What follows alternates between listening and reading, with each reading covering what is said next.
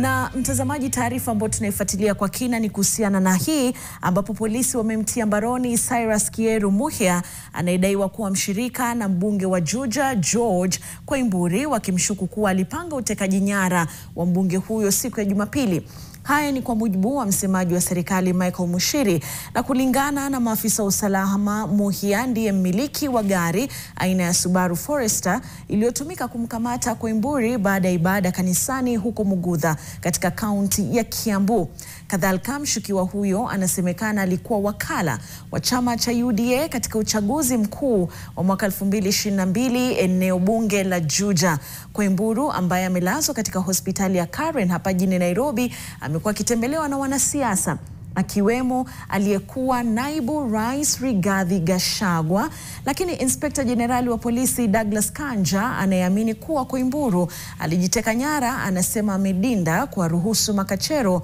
wanaopendeleza madai ya utekaji nyara kumfikia.